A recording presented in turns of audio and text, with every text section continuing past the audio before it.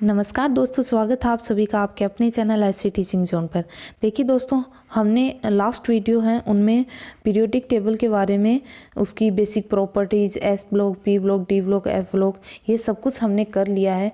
और हमने वही किया है जो एग्ज़ाम में पूछे जाते हैं, बार बार पूछे जाते हैं। हमने वो चीज़ें उसमें करी थी, बेसिक चीज़ें हमने सारी उसमें कर ली थी।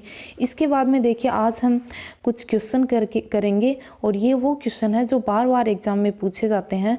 तो ये बहुत ही इम्पोर्टेंट होने वाले हैं और हमें ये ध्यान से सब देखने हैं। हम इनको थोड़ा डिटेल में पढ़ेंगे जिससे कि हमें सारी चीज़ें फिर से एक बार रिवाइज भी हो जाएंगी और समझ में भी आ जाएंगी और हमें पता भी चलेगा कि कैसे क्वेश्चन आजकल एग्ज़ाम में पूछे जाते हैं।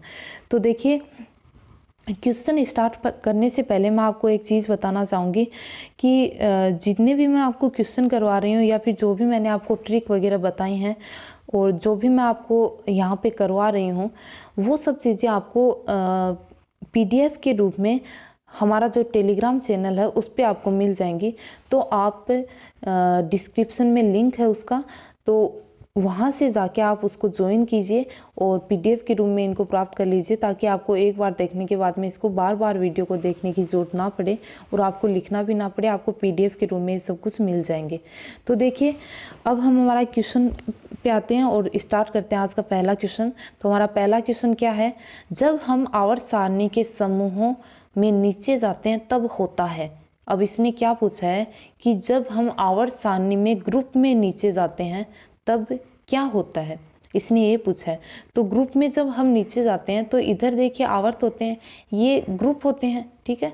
1 2 3 4 5 6 ऐसे 18 तक ग्रुप होते हैं। 1 से लेकर 18 तक यहाँ पे ग्रुप होते हैं और यहाँ पे आवर्त होते हैं 7 आवर्त होते हैं। तो देखिए, जब हम पीरियोडिक टेबल में ग्रुप में जब नीचे की ओर जाएंगे तो एक चीज़ तो क्या होगी, आवर्त की संख्या है वो बढ़ेगी। आवर्त की संख्या क्या होगी, बढ़ेगी। तो हमें यहाँ पे क्या देखना है कि देखिए, ऑप्शन देख लेते हैं पहले कि परमाणु आकार कम, दूसरा है इलेक्ट्रॉन का त्याग कम, तीसरा है परमाणु आकार अधिक और चौथा है धात्विक गुण कम। तो इनमें से क्या होता है और क्या नहीं होता है वो हम अब देख लेते हैं। तो देखिए, हम जैसे यहाँ पे ये एलिमेंट ले लेते हैं, एक आवर्त नंबर 2 का हम एलिमेंट लेंगे तो इसकी स्ट्रक्चर कैसे बनेगी, ये। और अगर 5 का लेंगे तो 3 4 और 5। देखिए, ये मैंने आपको जो लास्ट वीडियो है उनमें बहुत अच्छे से आपको ये समझाया है कि ऐसा क्यों होता है। जिस भी आवर्त का एलिमेंट है उसमें ऑर्बिट की संख्या कितनी होती है, उतनी होती है जितने नंबर आवर्त का वो एलिमेंट है। तो देखिए, 2 नंबर का है अगर कोई भी एलिमेंट, 2 नंबर आवर्त में अगर कोई भी एलिमेंट है किसी भी चाहे वो ब्लॉक का हो, तो उसमें ऑर्बिट की संख्या कितनी होगी, हमेशा 2 होगी, ठीक है। 5 नंबर का है तो उसमें ऑर्बिट की संख्या कितनी होगी, 5 होगी। अब देखिए इसमें हमें क्या देखना है कि पहला तो हमें यही देखना है कि परमाणु आकार है वो बढ़ता है या फिर कम होता है। तो हमें साफ साफ दिखाई दे रहा है कि परमाणु आकार जब हम ग्रुप में ऊपर से नीचे की ओर आएंगे तो परमाणु आकार है वो बढ़ेगा। तो हमारा 1 नंबर जो ऑप्शन है वो गलत हो गया है, क्योंकि परमाणु आकार बढ़ता है, न कि कम होता। अब देखिए, हमारा इसमें राइट ऑप्शन क्या हो गया, ऑप्शन नंबर 3, क्योंकि परमाणु आकार अधिक इसमें दे रखा है तो ऊपर से नीचे आएंगे परमाणु आकार अधिक होगा। तो ऑप्शन नंबर 3 हमारा इसमें राइट आंसर होगा, ठीक है। इसके बाद में हम इन दोनों को भी देख लेते हैं। तो देखिए, एक तो इलेक्ट्रॉन यहाँ पे होते हैं, एक इलेक्ट्रॉन यहाँ होंगे। तो इनमें इलेक्ट्रॉन सबसे ज़्यादा बाहर कौन सा निकलेगा, इलेक्ट्रॉन ये बाहर निकलेगा आसानी से या फिर ये बाहर निकलेगा। तो आप जानते हैं कि इसमें नाभिक का इसका आकर्षण बल जो अट्रैक्शन फोर्स है वो नाभिक का इलेक्ट्रॉन पर अधिक लग रहा है। तो ये इलेक्ट्रॉन इतनी आसानी से बाहर नहीं निकलेगा जितनी आसानी से ये निकलेगा, क्योंकि इस पर नाभिक का अट्रैक्शन फोर्स है वो कम लग रहा है। ऑर्बिट ज़्यादा होने के कारण ये नाभिक से काफ़ी दूर है। इसलिए हम जब ऊपर से नीचे आएंगे ग्रुप में तो इलेक्ट्रॉन का त्याग है वो बढ़ेगा, क्योंकि ये बाहर निकलेगा तो इसको बाहर निकलने में बहुत ज़्यादा एनर्जी चाहिए होगी, इसलिए बाहर नहीं निकलेगा। बजाय इसके इसको एनर्जी कम चाहिए होगी तो ये आसानी से बाहर निकल जाएगा। तो इलेक्ट्रॉन का त्याग बढ़ेगा, न कि कम होगा, इसलिए ये भी गलत। धात्विक गुण कम। अब देखिए, धात्विक गुण क्या होता है, इलेक्ट्रॉन का त्याग करना ही धात्विक गुण होता है। धात्विक गुण क्या होगा, धात्विक गुण बढ़ेगा, बढ़ेगा क्यों? इलेक्ट्रॉन का त्याग अधिक होगा, इलेक्ट्रॉन का त्याग अधिक होगा तो धात्विक गुण बढ़ेगा, न कि कम होगा। तो देखिए हमारा 1 नंबर क्वेश्चन आपको शायद समझ में आ गया होगा। अगर इन क्वेश्चन में आपको कुछ भी प्रॉब्लम हो, कोई भी क्वेश्चन आपको अगर डाउटफुल लगे, कुछ भी समझ में नहीं आया हो, तो आप कमेंट में मुझे ज़रूर बताएं। मैं नेक्स्ट वीडियो में उसको क्लियर करने की आपकी डाउट को कोशिश करूँगी। इसके बाद में देखिए क्वेश्चन नंबर हम 2 पे आ जाते हैं। तो निम्न में से बॉर्डर लाइन तत्व नहीं है। हमें क्या पूछा है कि निम्न में से बॉर्डर लाइन एलिमेंट नहीं है। तो हम देख लेते हैं कि बॉर्डर लाइन एलिमेंट क्या होता है। तो देखिए मैं आपको थोड़ी सी ऐसे रफली स्ट्रक्चर बना देती हूँ। ये हमारे आवर्त सारणी की ऐसी ऐसी स्ट्रक्चर होती है। यहाँ पे डी ब्लॉक आ जाता है, इसके बाद में यहाँ पे पी ब्लॉक आ जाता है, ठीक है, और ये, ठीक है, ये हमारे आवर्त सारणी की रफली स्ट्रक्चर है। ये यहाँ पे हमारा एफ ब्लॉक एलिमेंट आ जाता है, जिसमें लेंथेनॉइड और एक्टिनॉइड आते हैं, ठीक है। अब देखिए बॉर्डर लाइन एलिमेंट क्या होते हैं। बॉर्डर लाइन एलिमेंट आपको ध्यान रखना है कि जो भी बॉर्डर पे जो एलिमेंट होंगे, बॉर्डर पे जो भी एलिमेंट होंगे वो क्या होंगे? Border line element. तो इन बॉर्डर पे जो भी एलिमेंट हमें मिलेंगे वो बॉर्डर लाइन एलिमेंट होंगे। तो हमें बस ये देखना है कि इनमें से बॉर्डर पे कौन सा एलिमेंट नहीं है आवर्त सारणी में। तो देखिए फर्स्ट, एक बार मैं इसको थोड़ा सा इरेज कर देती हूँ। देखिए फर्स्ट हमें जो ऑप्शन है उसमें क्या दे रखा है? बोरोन। तो बोरोन बॉर्डर लाइन एलिमेंट है या नहीं? तो आपको पता है कि बोरोन हमने जब पी ब्लॉक पढ़ा था तो हमने किया था कि वर्ग नंबर 13 में बोरोन कहाँ पे आता है? यहाँ पे, ठीक है। 5 नंबर पे बोरोन ही आता है सबसे ऊपर। बिना इलायची गरम इंडियन टी वाले में सबसे ऊपर कौन आता है? बोरोन आता है, ठीक है, बोरोन आता है। तो बोरोन क्या है? एक बॉर्डर लाइन एलिमेंट है, क्योंकि ये सबसे देखो बॉर्डर पे आ रहा है, यहाँ पे 13 पे। इसके बाद में देखिए यहाँ 14, 15, 16 और ये 17 आगे चलता जाएगा। तो हमें देखिए इसके बाद में हमें क्या देखना है? बिस्मिथ। तो बिस्मिथ है वो हमें पता है कि कौन से वर्ग का एलिमेंट है, तो वो वर्ग 15 का एलिमेंट है। और ये कहाँ पे आता है? बिस्मिथ है। तो बिस्मिथ कहाँ पे आता है? तो ये सब आप सब जानते हैं कि बिस्मिथ है वो वर्ग 15 का एलिमेंट है और 83 नंबर पे ये आता है। 83 नंबर पे बिस्मिथ आता है। देखिए हमने इसकी ट्रिक क्या थी? नेपाल, पाकिस्तान, ऑस्ट्रेलिया सब बीजी। तो यहाँ पे बिस्मिथ आता है और कितने पे आता है? 83 पे। और आवर्त कौन से में आता है? तो बिस्मिथ आता है आवर्त नंबर 6 में, ठीक है। तो आवर्त नंबर 7 में यहाँ पे कौन आता है? अन पेंटियम। यहाँ पे अन पेंटियम आता है। तो आप देख रहे हैं कि यहाँ पे वर्ग 16 आ जाएगा, यहाँ पे वर्ग 14 है ही। तो बिस्मिथ है वो क्या है? एक बॉर्डर लाइन एलिमेंट नहीं है, क्योंकि ये बीच में उपलब्ध है। तो ये बॉर्डर पे हमें नहीं मिलता, इसलिए बॉर्डर लाइन एलिमेंट नहीं है। तो हमारा जो क्वेश्चन 2 है उसका राइट आंसर क्या होगा? बिस्मिथ होगा। अब हम हीलियम और पोटेशियम को और देख लेते हैं। तो हीलियम का तो आपको सबको पता ही है कि हीलियम सबसे ऊपर आता है कौन से में? 0 ग्रुप में सबसे ऊपर आता है। 0 या 18 हम बोल देते हैं। तो 0 या 18 में सबसे ऊपर कौन आता है? हीलियम आता है, 2 नंबर पे आता है। तो ये बॉर्डर लाइन एलिमेंट है, आप सबको पता है। इसके बाद में देखिए पोटेशियम दे रखा है। तो पोटेशियम क्या है? यहाँ पे वर्ग 1 एस ब्लॉक का वर्ग 1 जो होता है उसमें क्या लिया हमने? हेलिना की रब से फरियाद यहाँ हमने ये लिया। तो देखिए ये वर्ग 1 का एलिमेंट है, तो यहाँ पे बॉर्डर है, ये बॉर्डर है। तो ये क्या होगा? एक बॉर्डर लाइन एलिमेंट होगा। तो पोटेशियम भी एक बॉर्डर लाइन एलिमेंट है। तो हमारा क्वेश्चन नंबर 2 है उसका राइट आंसर क्या होगा? Answer option number 2 bismuth. Bismuth है वो बॉर्डर लाइन एलिमेंट नहीं है। चलिए तो नेक्स्ट क्वेश्चन पे चलते हैं हम। देखिए नेक्स्ट क्वेश्चन क्या दे रखा है हमें? ओस्मियम 76 कौन से आवर्त व वर्ग का तत्व है? तो हमने ये चीज़ें बहुत अच्छे से करी हैं कि हम किसी भी एलिमेंट का आवर्त और वर्ग कैसे पता लगाएं, ये हमने बहुत ही इजीली पता लगाने की ट्रिक हमने करी थी। तो वो आप ट्रिक है वो लास्ट जो वीडियो है उनमें आप जाके देख सकते हैं। लेकिन मैं यहाँ पे आपको थोड़ा सा और बता देती हूँ, थोड़ा सा करके बता देती हूँ। देखिए ओस्मियम 76 हमें दे रखा है और इसका हमें क्या पूछा है? इसका हमें आवर्त और वर्ग पूछा है, ठीक है, आवर्त और वर्ग पूछा है। तो हमने एक मैजिक ट्रिक ली थी 2, 8, 8, 18, 18, 32, तो उसके हिसाब से हमें यहाँ पे नंबर प्राप्त होते हैं 1, 2, 11, 37, 55 और 87। इस तरह से हमें कुछ नंबर प्राप्त होते हैं।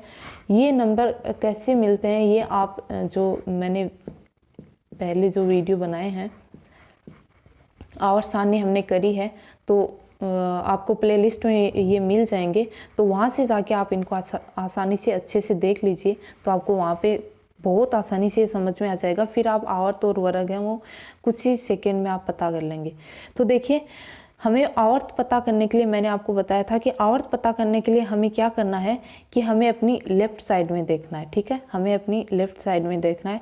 लेफ़्ट साइड में क्या करना है कि 76 से जस्ट छोटा हमें जो भी यहाँ पे जो नंबर है उसको देखना है। तो 76 से जस्ट छोटा कौन सा है? 55। तो 55 है वो कौन से आवर्त में आता है? 6 में। 7 ये आता है 5, 4 और 3 और ये 2 और यहाँ पे 1 में हाइड्रोजन, ठीक है। तो देखिए ये कौन से आवर्त का होगा? ये भी होगा 6 नंबर आवर्त का, क्योंकि हम यहाँ पे जो जस्ट छोटा है वो जिस भी आवर्त में आता है उसी आवर्त में ये एलिमेंट आएगा, ठीक है।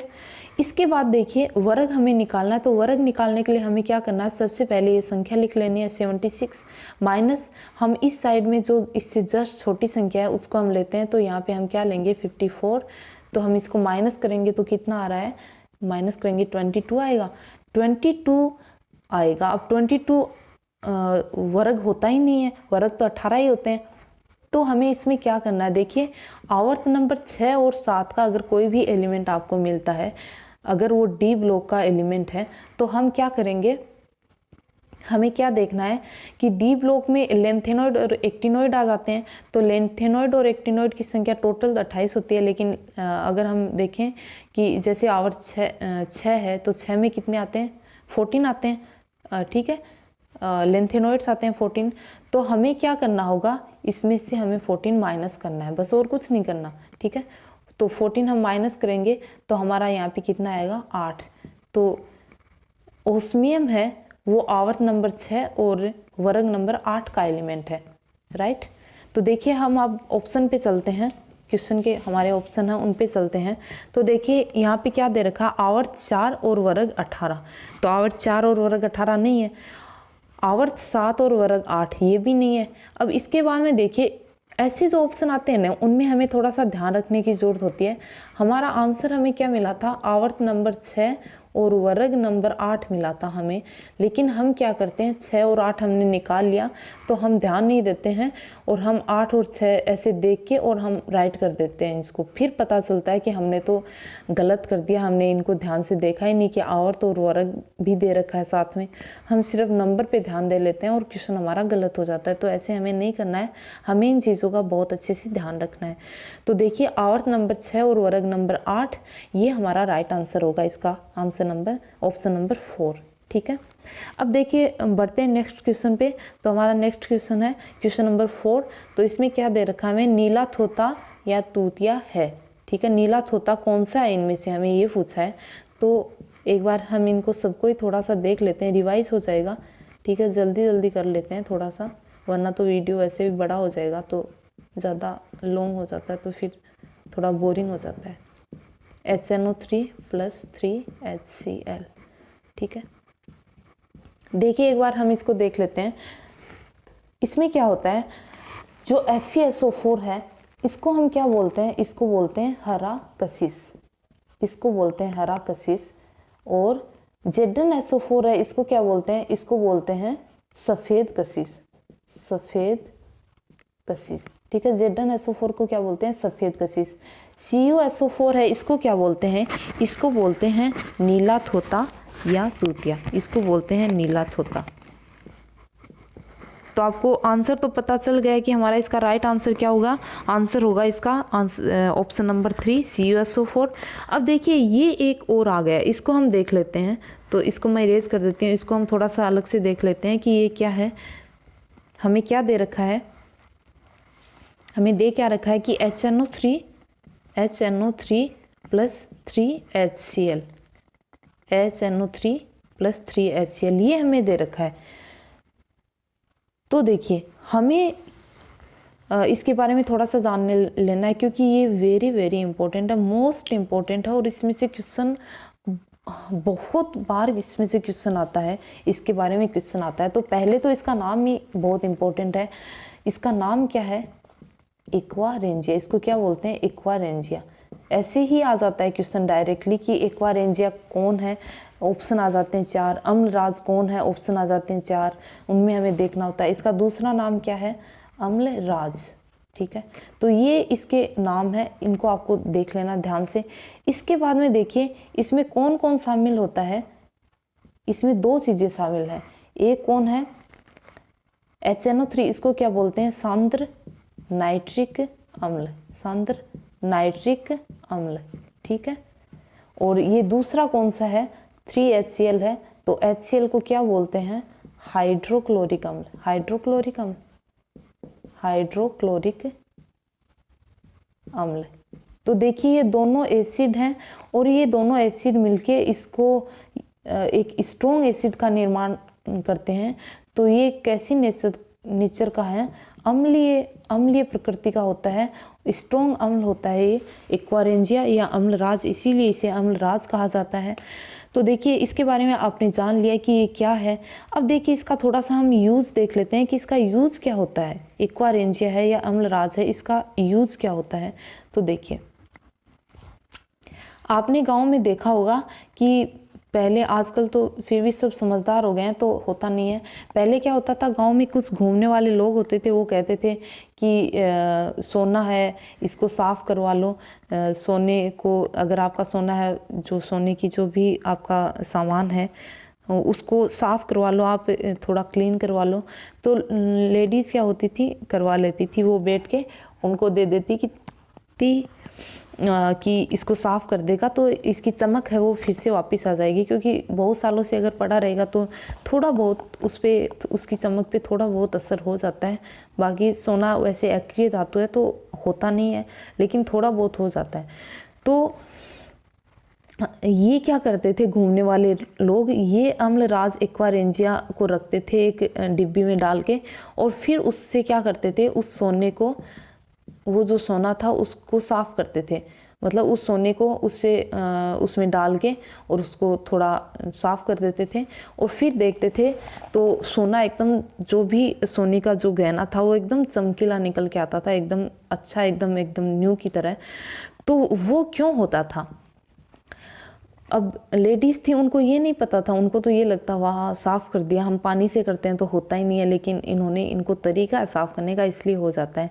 लेकिन उनको ये नहीं पता कि ये पानी नहीं रखते हैं, ये रखते हैं अम्लराज, और ये आपके सोने की ऊपर की जो लेयर है उसको ले जाते हैं अपने साथ घोल के। ठीक है, आपने देखा होगा कि ये जो होता था, जो इस पानी से ये लोग जो साफ़ करते थे, उस पानी को ये कभी भी फेंकते नहीं थे, उसको अपनी डिब्बी में वापस से रख लेते थे, क्योंकि उसमें सोना मिक्स होता था। आपका सोना उन्होंने साफ़ किया है तो वैसे भी साफ़ कर लिया है थोड़ा उन्होंने, ठीक है, ऊपर की लेयर उन्होंने एक्वारेंजिया में घोल ली, जिससे आपका सोना तो चमकीला निकल गया, लेकिन उसका जो उसमें से सोना है उसको उन्होंने थोड़ा सा ले लिया है। और फिर ये क्या करते थे, वहाँ पे जाके और जो सोना है उसको एक्वारेंजिया से अलग कर लेते थे, और इस तरह उनको सोना मिल जाता था। तो देखिए एक्वारेंजिया का हमें वर्क देखना है, इसका यूज़ देखना है, इसका काम क्या है वो देखना है। तो इसका काम क्या होता है, ये बेसिकली क्या करता है,